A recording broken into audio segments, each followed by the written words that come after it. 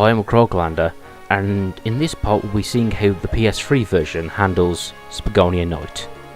And as you enter Spagonia during the night time, we are greeted with a friendly face. Found you, Sonic!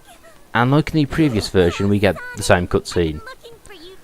And to talk about this cutscene, I do actually like it, because it shows that Sonic is sad by the fact that Amy doesn't recognise him. It shows that this sort of appearance is affecting him. And that's a nice character moment, I do appreciate it.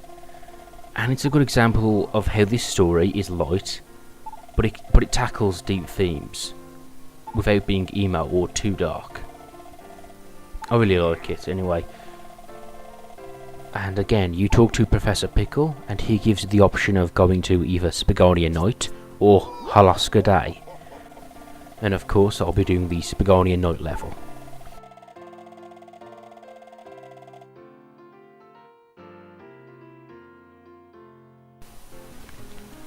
Of course, to keep things simple, I'm just going to show off how to get to the level. You should be able to find it yourself, really. Just take the exit to the right from the university, and then, yeah, it's pretty much right there, out in the open.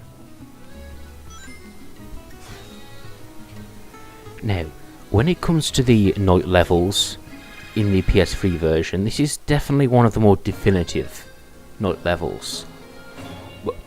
And what I mean by that is that for some reason I remember this level more than the others. I think it's probably because I think it looks really good, and also because it's definitely one of my more favourite themes. Now, of course, one of the bigger differences from the PS2 version is the houses you see surrounding Sonic right now. There are actually quite a number of hidden passages, and you can actually break through most of these doors to find hidden secrets. Again, that's an aspect I do like about this level, the sort of exploration.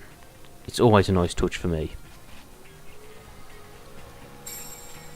And you know, I couldn't help notice that that house actually has bars on the windows, and we just punch the front door in.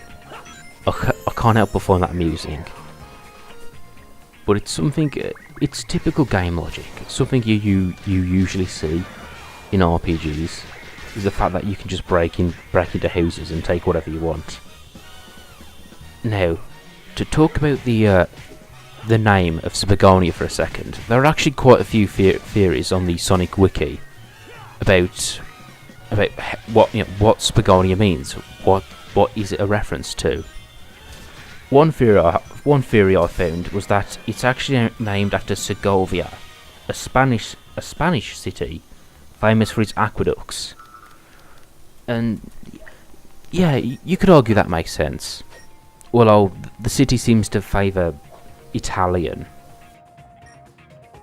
It just seems more Italian than Spanish to me. Although it's not beyond the realms of possibilities.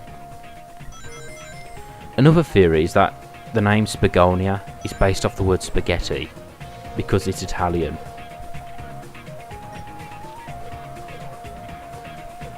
You know, speaking of Italian food, it is actually one of my more favourite types of food. Particularly the obvious being pizza. Anything with lots of cheese and tomato is pretty good in my opinion. Especially with pepperoni. That I would say that used to be my favourite topping, but it's kind of hard to eat now. It always gives me heartburn, so that's something I have to cut back on. And again, another good Italian food is lasagna. Lots of cheese, lots of tomato, really nice. But then again, if we're talking about Italian food, I think I'm forgetting the most important one of all, and that's ice cream, which is universally good. I'm particularly partial to vanilla flavoured ice cream. I just like the creaminess of it now. I remember as a kid I used to favour chocolate ice cream, but as I've gotten older I kind of like the creamy stuff now, rather than the chocolatey stuff. But of course, the Italians are well known for making the best type of ice cream, which they actually call gelato, which you could argue is the actual name of ice cream, gelato. You know, I've never tasted gelato, but apparently it is like the best form of ice cream there is. So it looks like I've got something to put on my to-do list.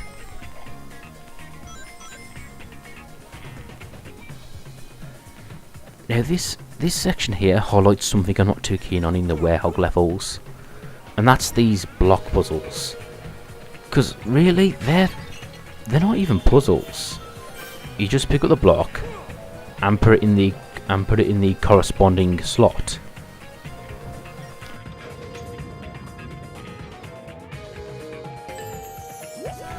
I'm not really a fan of these puzzles. I think they're basic, really. They're just not interesting, essentially. Again, they just there's a puzzle aspect of this section of the level, but they kind of ruin it by having Chip tell you about it. It's kind of a shame, because you have a sloping barrel. Well, you have a slope with a barrel at the top, which faces a gateway. And for me, it would have been a bit more satisfying if Chip didn't tell you, and you had to figure that out for yourself. But then again, that's a problem I've noticed with quite a few of the modern Sonic games, where they spoon feed you and hold your hand and tell you what to do. I like the fact in Generations you can turn the help options off.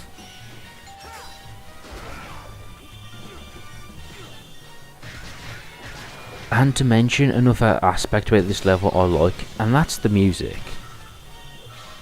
Well, not the music you hear when he's fighting. That usually drowns out the good level music. It has this sort of it's sort of slow and atmospheric, and it sounds a bit strange. The background music for the Spagonia Night, and I do like that. It's very atmospheric. It suits the night time. Although overall, honestly, I have trouble remembering what the night music sounds like.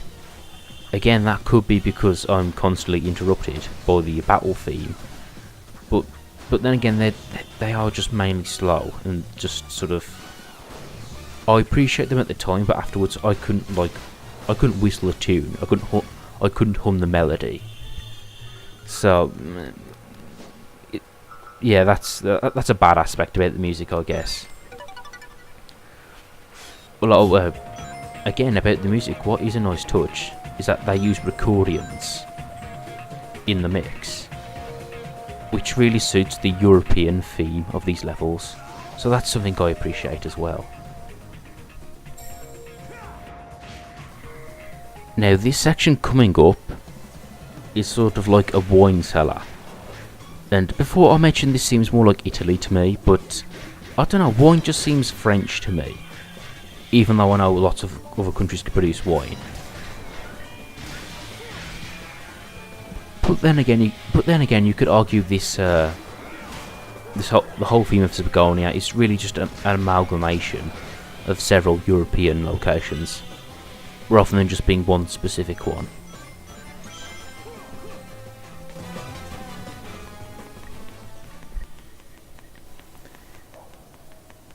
You know, when I look at this level at night time, it makes me wish that in Sonic Generations they had a level set at night. Because if you're not sure about Generations, they sort of recreate levels from previous Sonic games, and one of the levels they recreated was the day version of this level.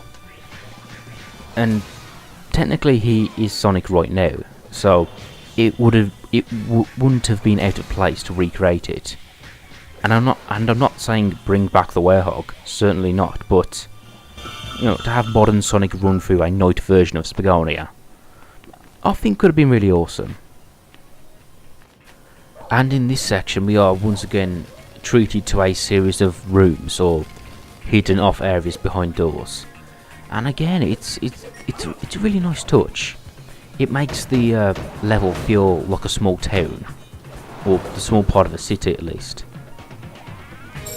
And again, there are quite a few items hidden behind these doors, so it's really worth exploring to find all the goodies.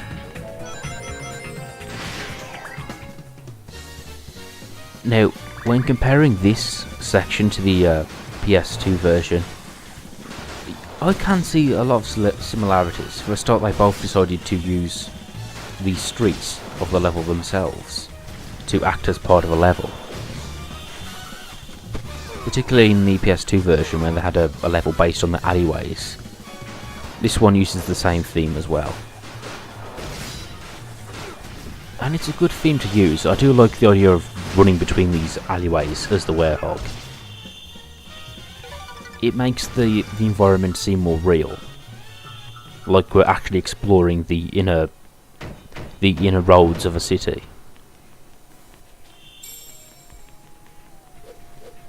Now, to talk about the enemies for a second, something I think is kind of lazy in this game is that we're constantly greeted by the same set of fighters, these egg fighters, as they're called.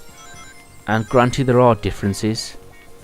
Like, for example, they've given them chainsaws, which I actually do think that's a really good touch. Giving them chainsaws makes them look really badass.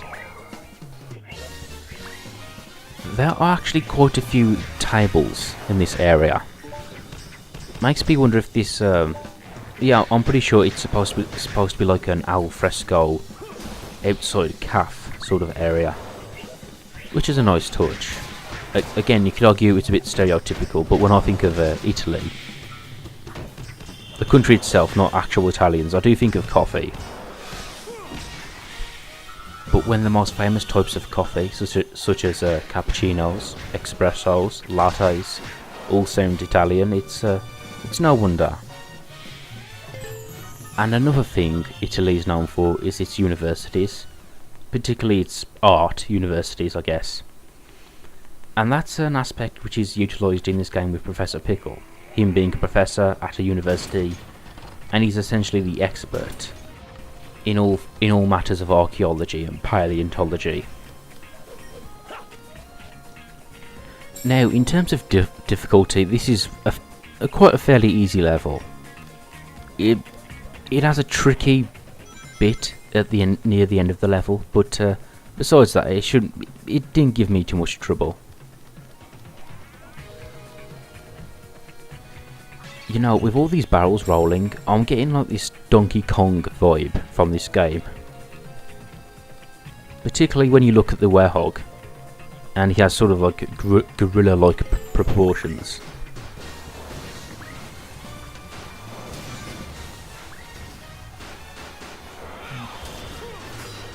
Now, something you see in European architecture, which you might not see in American architecture, is all this sort of irregularity. And what I mean by that is, in Europe you're more likely to have lots of twisting and bending streets. And that's because other places, like America for example, lay their cities out on a grid formation, so you get all straight lines. And it's nice to see in this game they incorporate all the twistiness you see in Europe. And at this point I'm making use of the shield. Oh, and you also get to see me finish off this guy with this kind of weird finisher, where Sonic actually jumps inside of him and goes all alien chest burster on his ass.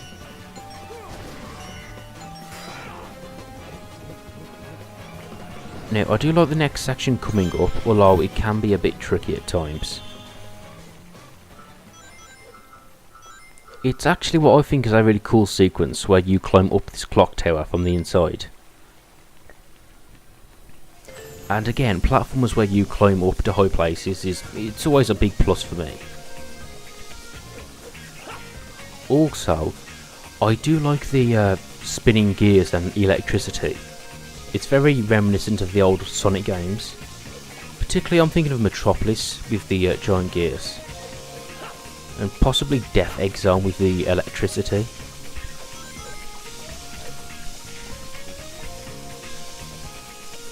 But yeah, this can be tricky, but the advice I would always give you is constantly hold the grab button rather than trying to time it, and it should make this section a lot easier.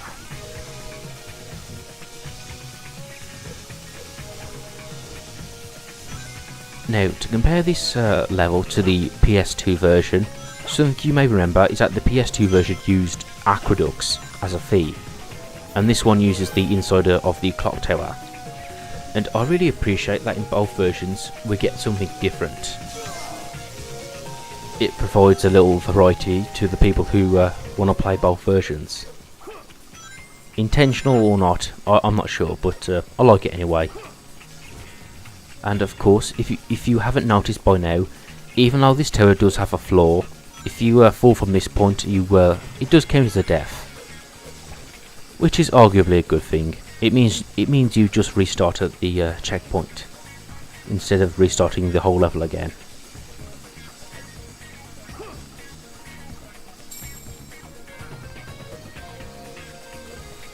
When I look at this level a bit more now, it actually reminds me of the Tick-Tock level from Super Mario 64, which was a level set inside a clock face. And yeah, that's actually a thing which is just genuinely good in games.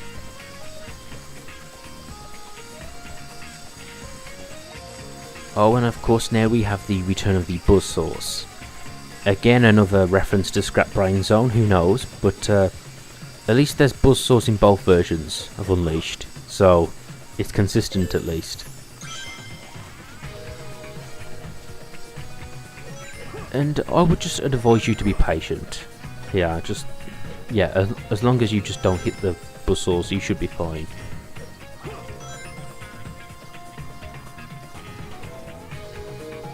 I do like how the game occasionally gives you an extra life while you're doing this. So, it's at least it's considerate in that respect.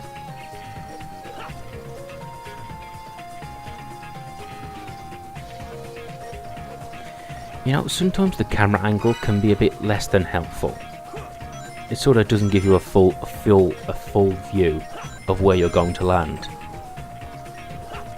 And the camera is actually quite fixed, so it can be, sometimes you can't change it. But actually most of the time it works, so I've got no complaints about the camera. You know, to bring up Sonic Generations again, I've just realised you don't get a section within the clock tower in that game, which I would say is kind of unfortunate. This would have been cool to see. I mean, don't get me wrong, the Spagonia level in Generations is really good, really awesome. But you know, playing this again just makes me notice a few things that could have been good. But oh well. Now, this next section here is actually a really cool use of the clock theme. You actually have to move the hands on the clock to get across. Although, to be honest, that's pretty much the first aspect you think of when you think of a giant clock in a platformer. But I still give them credit for using it. And this whole jumping on the clock face, it's very reminiscent of Alfred Hitchcock's North by Northwest. There's a famous scene where a man has to sort of climb across a clock face. And it's also, of course, very reminiscent of Peter Pan. Second star to the left, straight on till morning.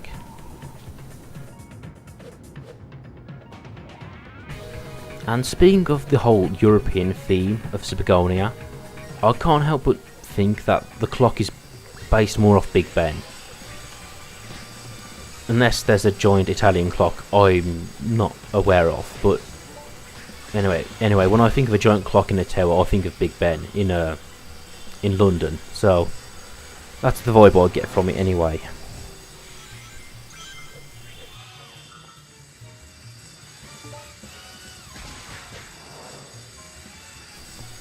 And with that we have half the key. Now in the PS3 version you need to get 2 halves of a key to unlock a boss. Similar to the Planet tablets from the PS2 version.